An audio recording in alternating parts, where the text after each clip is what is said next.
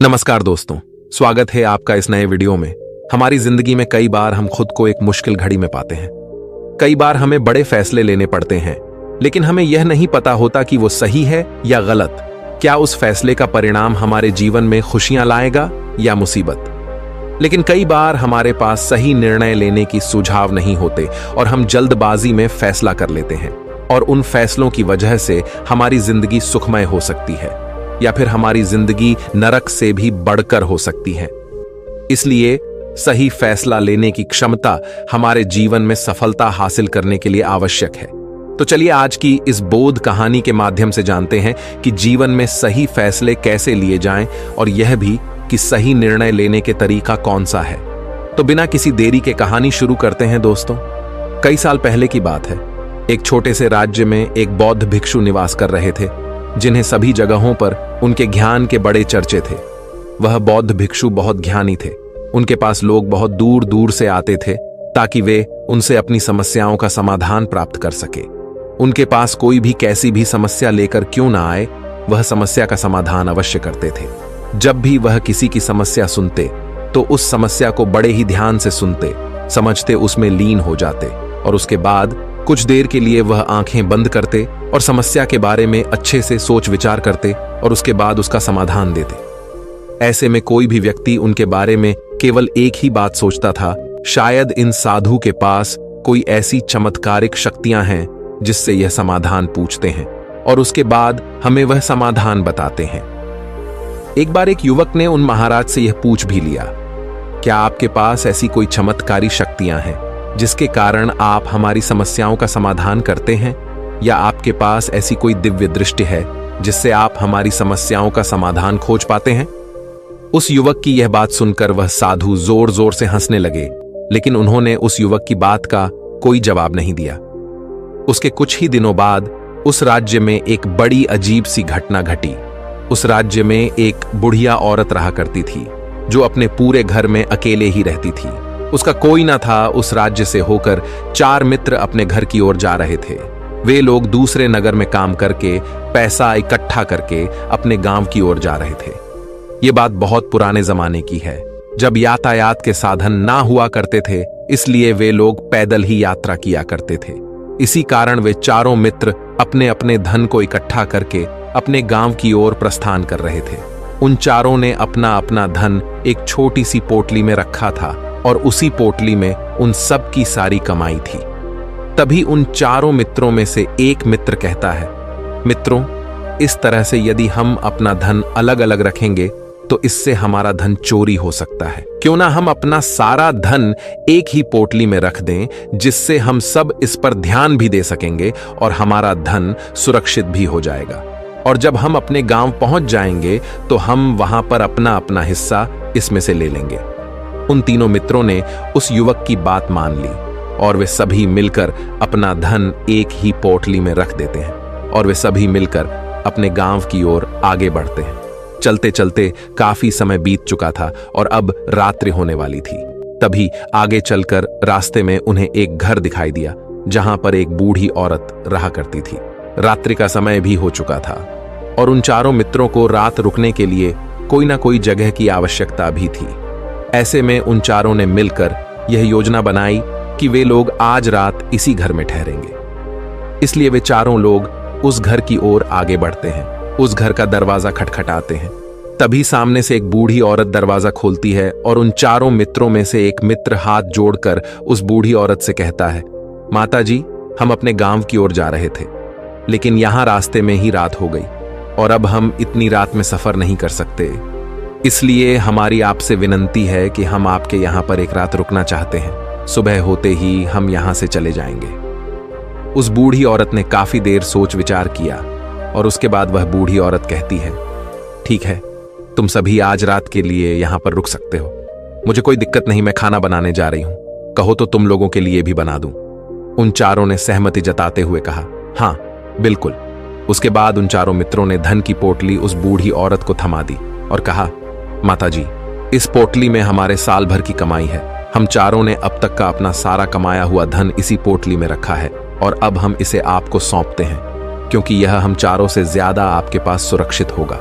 हम बस इतना चाहते हैं कि यदि हम चारों में से कोई एक व्यक्ति से लेने आए तो आप इस पोटली को उसे मत देना जब तक कि हम चारों एक साथ इस पोटली को लेने न आए।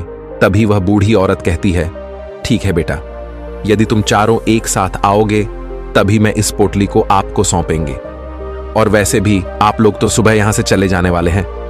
मैं आपको सुबह ही यह पोटली थमा दूंगी, वह धन की पोटली। उस बूढ़ी औरत को थमाकर चारों मित्र निश्चिंत हो जाते हैं कि अब उनका धन सुरक्षित है और वे लोग खाना खाकर सो जाते हैं। अगली सुबह जब वह चारों उठते हैं तो सभी लोग अपनी आगे की यात्रा के लिए तैयारियां शुरू कर देते हैं। उन चारों नौजवानों में से एक नौजवान थोड़ा सा बदमाश था। वह अपने उन तीनों मित्रों से कहता है, भाइयों, इस बूढ़ी औरत ने हमारी रात भर खातिरदारी की है, हमें अच्छा भोजन खिलाया, सोने के लिए अच्छी जगह दी, रात भर यहां सर छुपाने के लिए एक अच्छा मकान दिया और हमने अब तक उसके लिए कुछ नहीं किया। वह बूढ़ी औरत अकेले ही खेतों में काम कर रही है। क्या हम सभी यहां से जाने से पहले इस बूढ़ी औरत की मदद नहीं कर सकते? उस बदमाश नौजवान ने मन ही मन यह योजना बना ली थी कि वह किसी तरह से भी उस बुढ़िया से पोटली हासिल करके ही रहेगा। बाकी के तीनों मित्र उसकी बातों में आ जाते हैं और वे सभी मिलकर उस बुढ़िया की मदद करने अर्थात खेतों में काम करने के लिए चल पड़ते हैं। वे सभी मिलकर खेतों का काम कर ही रहे थे कि तभी वह बदमाश नौजवान अपने बाकी तीनों मित्रों से कहता है, मित्र, मुझे जोरों की प्यास लग गई है, मैं जरा उस बूढ़ी औरत से पानी मांगकर लाता हूं। वह बाकी मित्र भी अब काफी थक चुके थे, उन्हें भी जोरों की प्यास लगी थी, इसलिए वह तीनों मित्र उसे वहां से जाने की अनुमति दे देते हैं। जैसे ही वह बदमाश उस बूढ़ी औरत के पास पहुंचता है, वह उस बूढ़ी औरत से कहता है, माता जी, अब हम यहां से जा रहे हैं, कृपया करके हमारे धन की पोटली हमें वापस दे दें। इस पर वह बूढ़ी औरत कहती है, नहीं नहीं, जब तक तुम चारों एक साथ ना हो तब तक मैं वह पोटली किसी को नहीं दे सकती। तुम्ही ने तो कहा था कि जब तक हम चारों एक साथ ना हो तब तक यह पोटली किसी को नहीं देनी है। तभी वह बदमाश उन तीनों की तरफ इशारा करते हुए कहता, हे लाओ। उन तीनों ने सोचा कि हमारा मित्र हमारे लिए पानी लाना चाहता है, इसलिए वह हमसे आज्ञा मांग रहा है। तभी उन तीनों मित्रों ने इशारे में उस युवक से कहा, हाँ हाँ ठीक है, ले आओ। ये देख, उस बुढ़िया को यह लगने लगा कि अब ये चारों यहां से जा रहे हैं और ये अपनी पोटली मांग रहे हैं, इसलिए उस बुढ़िया ने वह कोठलाकर उस बदमाश के हाथों में रख दी और वह बदमाश उस पोटली को लेकर वहां से चला गया और बाकी के तीनों मित्र अपने खेत के काम में व्यस्त हो जाते हैं। कुछ देर के बाद जब वह तीनों खेत का काम करके वापस लौटते हैं और बुढ़िया से कहते हैं, माता जी, हमारा मित्र जो यहां पानी पीने आया था वह कहाँ गया?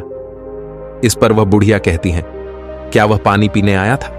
पर वो तो कह रहा था कि हम चारों जा रहे हैं, कृपया करके हमारे धन की पोटली हमें थमा दें।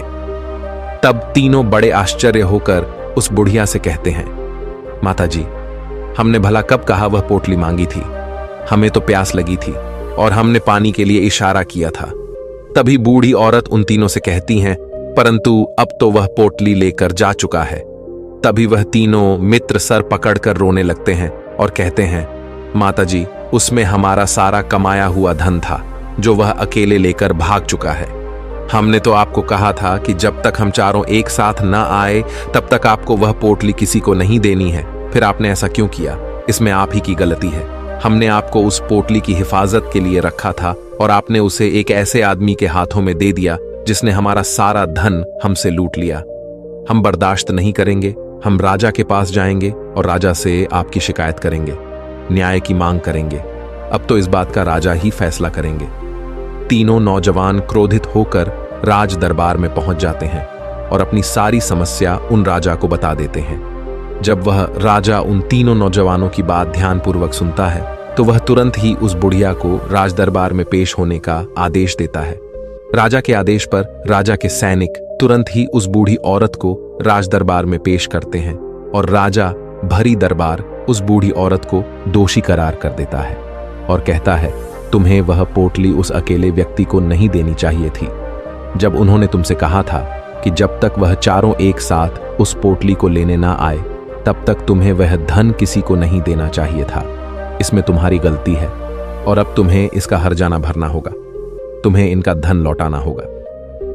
राजा का यह आदेश सुनकर बूढ़ी औरत फूट फूट कर रोने लगती है और राजा से मदद की गुहार लगाती है और कहती हैं, हे राजन, मैं तो एक बूढ़ी औरत हूं और मेरे पास इतना धन नहीं है और ना ही मेरे घर में कोई ऐसा है जो धन कमाता हो। मेरे पास इतना धन नहीं कि मैं इनका धन लौटा सकूं। मैं तो अकेली हूं, बेसहारा हूं, कृपा करके मुझ पर रहम करे। लेकिन राजा उस बूढ़ी औरत की एक नहीं सुनता। वह बूढ़ी औरत रोते हुए अपने घर की ओर जा रही थी। ये सोच रही थी कि आखिर मैं इतना धन कहां से लाऊं, कि कैसे मैं उन लोगों का यह धन उन्हें लौट आऊंगी। मेरे पास इतना धन नहीं है। मैं क्या करूं, कैसे करूं, कहां से लाऊं इतना धन? यदि मैंने उनका धन नहीं लौटाया तो मुझे राजा मार डालेगा। वैसे भी मेरी ही गलती है।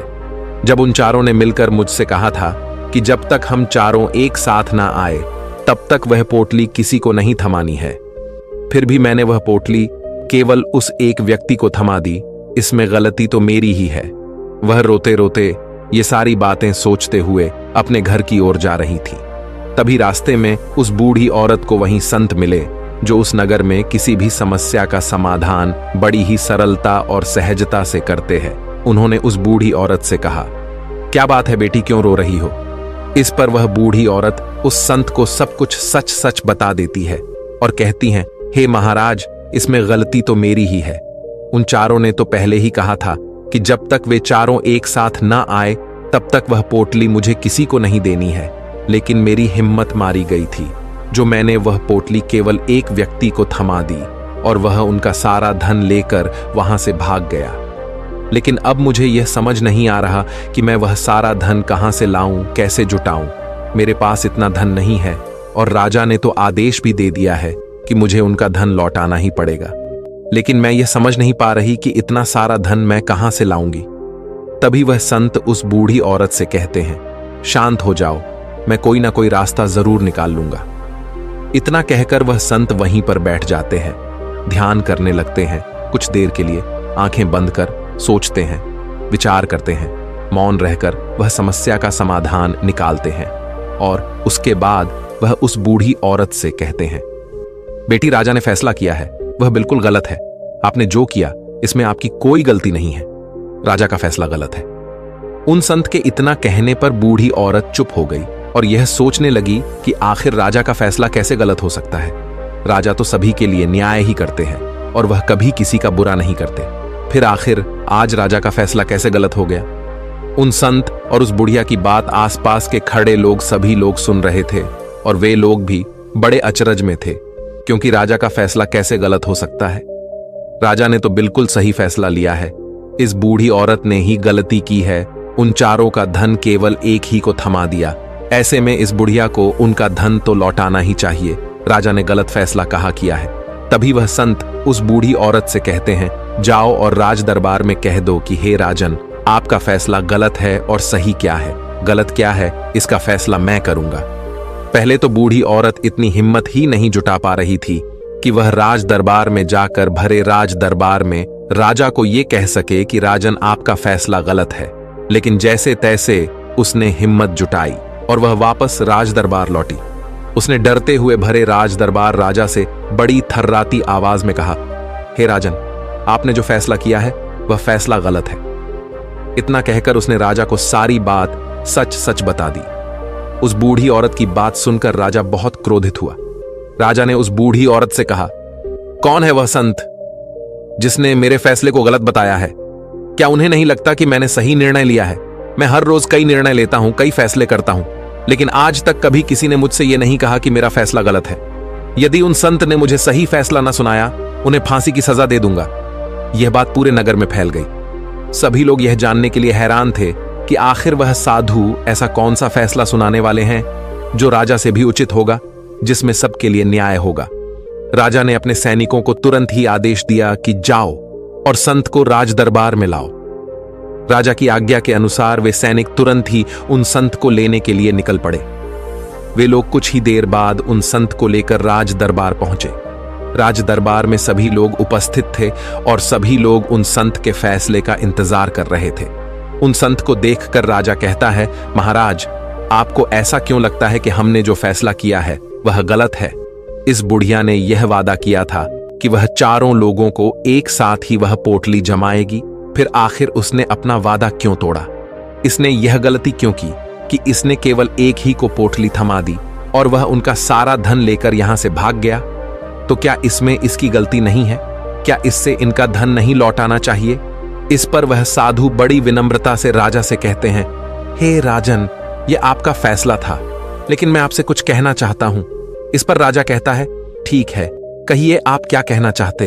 इस पर वह साधु बड़ी विनम्रता से राजा से कहता है, हे राजन, जैसा कि वादा किया गया था कि पोटली एक साथ उन चारों को ही दी जाएगी, तो अभी तो ये केवल 3 है, चौथा कहां है?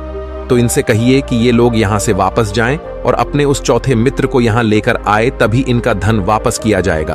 और वादा भी ऐसा ही किया गया था कि जब तक चारों लोग एक साथ ना हो तब तक उनका धन उन्हें नहीं लौटाया जाएगा। और यदि यह बूढ़ी औरत इन तीनों को धन लौटा देती है तो ये बूढ़ी औरत अपना वादा तोड़ देगी, और ये सही नहीं है। इसलिए यदि आप चाहते हैं कि इनका धन लौट आया जाए तो पहले इनसे कहिए कि ये लोग जाएं और अपने उस चौथे मित्र को यहां पर वापस ले आए। उस राजदरबार में हर कोई इस बात को सुनकर बहुत खुश हुआ। सभी ने उन संत की बहुत तारीफ की। राजा भी उन संत के इस फैसले से पूरी तरह से सहमत था। राजा तुरंत ही उन संत के सामने सिर झुका लेता है और हाथ जोड़कर उनसे कहता है, हे महाराज, आपका यह फैसला इतना सही कैसे हो सकता है? आखिरी बात मेरे दिमाग में आई क्यों नहीं? मैंने इस बात को इस तरह से सोचा क्यों नहीं? तभी वह साधु उस राजा से कहते हैं, हे राजन, आपके पास और भी काम होते हैं। आप दिन भर व्यस्त रहते हैं और आपको जल्दबाजी में फैसले लेने पड़ते हैं। आपने इस मामले को सुना समझा, लेकिन इसे देखने में आप गलती कर गए। इससे आपने केवल ऊपरी तौर पर देखा। आपने इसकी गहराई तक जाने का प्रयास तक नहीं किया। यदि आपने इस मामले की गहराई को देखा होता, समझा होता, तो आप भी इसी नतीजे पर आते। जब तक हम किसी मामले की गहराई तक नहीं जाते, तब तक हम उसका सही समाधान नहीं निकाल सकते। लेकिन हम में से अधिकांश लोग तो अपने फैसले केवल जल्दबाजी में लेना चाहते हैं, भले ही वह मामला कितना भी गंभीर क्यों ना हो। हमें तो बस अपना हक चाहिए, हमारा नाम होना चाहिए, भले ही फैसला हमारे लिए आगे चलकर हमारे लिए नुकसानदायी क्यों ना हो। लेकिन हम तो उस मामले की गहराई तक जाने के लिए सोचते तक नहीं। तभी वह राजा उन संत से कहता है, हे महाराज, क्या आपके पास कोई दिव्य शक्तियां हैं? क्या आपके पास ऐसी कोई चमत्कारिक शक्ति है जिसे आप सवाल करते हैं और बदले में वह आपको जवाब देती है, जिस कारण आप सटीक और सही समाधान बता पाते हैं? राजा की यह बात सुनकर वसंत मुस्कुराने लगे और राजा से कहते हैं, हे राजन, यह सवाल मुझसे कई लोगों ने पूछा है और मैंने कभी किसी का कोई जवाब नहीं दिया। लेकिन आप इस राज्य के राजा हैं, इसलिए मैं आपके इस प्रश्न का उत्तर देता हूं। आप में से कई लोगों को यहां ऐसा लगता है कि मेरे पास कोई ऐसी शक्तियां हैं जिससे मैं बात कर सकता हूं, जिससे मैं कोई भी समस्या का समाधान पा सकता हूं। लेकिन मैं आप लोगों को एक बात सच सच बता देता हूं, मेरे पास ऐसी कोई शक्तियां नहीं हैं। मैं तो केवल हर मामले की गहराई तक सोचता हूं, उस बात पर विचार करता हूं, और जब मैं विचार करता हूं तो मेरे सामने कई सारे समाधान आते हैं, और जो समाधान मेरे सामने आते हैं मैं उन पर भी विचार करता हूं, उनके बारे में भी गहराई तक जाता हूं। और जब मुझे लगता है कि इस समस्या का समाधान यही होना चाहिए, तभी मैं समाधान उस व्यक्ति को देता हूं ताकि वह अपनी समस्या का समाधान कर सके। अब आप ही सोचिए, आप जल्दबाजी में यह फैसला लेकर इस बुढ़िया का जीवन पूरी तरह से बर्बाद कर देते। हमारा पूरा जीवन केवल एक फैसले पर निर्भर करता है। यदि वह फैसला सही हुआ तो हमारा जीवन अच्छा बन जाएगा, और यदि वह फैसला गलत निकला तो हमारा जीवन नर्क से भी बदतर हो सकता है। इसलिए यदि आप सही और सटीक फैसला लेना चाहते हैं तो आपको मौन रहना सीखना पड़ेगा। मौन रहकर उस पर विचार करना सीखना होगा, क्योंकि हमारे फैसले ही हमारा भविष्य तय करते हैं, हमारी जिंदगी का अगला पड़ाव तय करते हैं। फिर चाहे वह फैसले छोटे हों या बड़े, वे ही हमारी जिंदगी को निर्धारित करते हैं। इसलिए सबसे पहले हमें सही फैसले लेने के लिए मौन रहना सीखना आवश्यक है, उन पर विचार करना आवश्यक है। और जब आप ऐसा करते हैं तो आपके सामने एक ही समस्या के कई सारे समाधान निकल कर आते हैं। और जब आप उन पर गौर करेंगे तो आपको यह समझ में आएगा कि उन फैसलों का समाधान कैसा होना चाहिए, कि समाधान से आपको क्या फायदा होगा और क्या नुकसान होगा, या उस समाधान पर सोच और विचार करने पर ही आप उसे समझ सकते हैं। और तभी आप यह निर्णय भी ले सकते हैं कि क्या यह समाधान उचित रहेगा या नहीं। और यह सब संभव हो सकता है यदि हम कम बोलना शुरू करें, अब पूरी तरह से मौन हो जाए। इसका अर्थ यह है कि आप भीतर से शांत हो जाएं। और जब आप भीतर से शांत होने लगते हैं तो आपका मन स्पष्ट होने लगता है, साफ होने लगता है, और आप किसी भी चीज पर सोच विचार कर सकते हैं। और जब आप भीतर से शांत होने लगते हैं तो आप ऊपर से भी कम बोलते हैं। और जब आप धीरे धीरे कम बोलने के आदी हो जाते हैं तो आप साफ और स्पष्ट तौर पर सोच और समझ पाते हैं। आपके विचारों में शुद्धता आ जाती है, जिससे आपको यह साफ और स्पष्ट देखने को मिल जाता है ये कौन सा फैसला सही होगा और कौन सा फैसला गलत होगा। आपको उस परिस्थिति में क्या करना चाहिए और क्या नहीं करना चाहिए।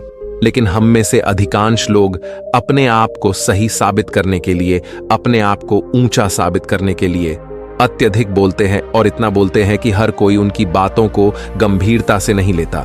उन्हें ऐसा लगता है कि मानो ज्यादा बोलना ही हमारे लिए हमारा शस्त्र है, लेकिन वह यह भूल जाते हैं कि वह अत्यधिक बोलकर मूर्ख बन रहे हैं। लोग हमारा मजाक बनाते हैं, हमें मूर्ख समझते हैं, हमसे दूर रहने लगते हैं क्योंकि उन्हें हमारी बक बक अच्छी नहीं लगती।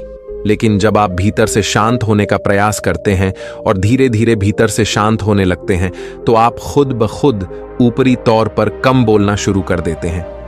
इससे आपके मन में, आपके मस्तिष्क में एक साफ और स्पष्ट विचार उत्पन्न होते हैं, और आप अपने आप को साफ स्पष्ट तौर पर समझ पाते हैं, देख पाते हैं आपको कब, क्या, क्यों और कितना बोलना चाहिए, और आपको कब, कैसे, क्यों, किस तरह से कौन सा फैसला लेना सही है या नहीं, यह भी आप अच्छी तरह से समझ और जान पाते हैं। जब आप कम बोलना शुरू करते हैं तब आप अपने आप को बहुत अच्छी तरह से समझना शुरू कर देते हैं, अपने आप पर अच्छी तरह से विचार करना शुरू कर देते हैं। तब आपको यह बात भी बहुत अच्छी तरह से समझ में आने लगती है कि जो हम बेकार की बक बक करते हैं उस पर हमारे शरीर की बेवजह ही कितनी सारी ऊर्जा यूं ही व्यर्थ हो जाती है, नष्ट हो जाती है, जिसे हम चाहे तो किसी जरूरी काम में लगा सकते हैं, फैसले लेने में लगा सकते हैं, जिससे हम तनाव मुक्त रह सकते हैं और हमें अच्छी नींद भी आ सकती है। और यदि आप इसी प्रकार सोच विचार कर फैसले लेना शुरू करते हैं तो आपका मस्तिष्क भी अच्छी तरह से काम करने लगता है और आपका मस्तिष्क पहले से भी ज्यादा शक्तिशाली हो जाता है। और इसका एक बहुत अच्छा उदाहरण भी आपको मैं बताना चाहूंगा। जब आप स्कूल में पढ़ते थे या फिर आज भी आप पढ़ रहे हो तो आपने देखा होगा कि जो बच्चे होनहार होते हैं, होशियार होते हैं, वे लोग बहुत कम बातें करते हैं और अपना समय सही चीजों में लगाते हैं। वह अधिकांशतः अपना समय मौन होकर ही बिताते हैं। इसी वजह से वह पढ़ाई करने में बहुत तेज होते हैं। वह जो कुछ भी पढ़ना चाहते हैं वह उसे याद कर ले जाते हैं। लेकिन वहीं पर दूसरी तरफ जो लोग बहुत अधिक बोलते हैं, यदि आप उन्हें पूरे 24 घंटे भी दे दें तो भी वह उस तरह से उन चीजों को याद नहीं रख सकते जिस तरह से वह मौन रखने वाले बच्चे उन बातों को याद कर लेते हैं। और महान चाणक्य ने भी यही कहा है कि जो व्यक्ति ये समझ जाता है कि उसे कब, कहां और कितना बोलना चाहिए, उस व्यक्ति को सफल होने से कोई नहीं रोक सकता। और आप इतिहास उठाकर देख सकते हैं, आज तक जो भी लोग महान हैं, जो लोग भी सक्सेसफुल बने हैं, उन लोगों की आदत बहुत कम बोलने की है। उनका पूरा ध्यान केवल अपने लक्ष्य पर होता है और अपना पूरा समय वह अपने लक्ष्य को पाने में ही लगा देते हैं। इसीलिए आपको भी यह आदत अपने जीवन में उतारनी चाहिए। और कम बोलने का अर्थ यह नहीं कि आप ऊपर से कम बोलें, बल्कि आप भीतर से कम बोलिए, भीतर से शांत रहिए। यदि आप रोज इसका अभ्यास करते हैं तो केवल कुछ दिनों में ही इससे होने वाले लाभ आपको आपके सामने नजर आने लगेंगे। दोस्तों, आपने आज के इस वीडियो से क्या सीखा वह मुझे आप कमेंट में बता सकते हैं। इसी के साथ मैं उम्मीद है कि आपको आज की वीडियो पसंद आई होगी, तो इस वीडियो को उस इंसान को शेयर करें जिससे ये कहानी सुनने की जरूरत है, और उसी के ठीक बाद चैनल को सब्सक्राइब करें। तो चलिए फिर मिलते हैं ऐसी एक और नई वीडियो में एक नए मैसेज के साथ। तब तक के लिए अपना ख्याल रखें। धन्यवाद और नमो बुद्धाय।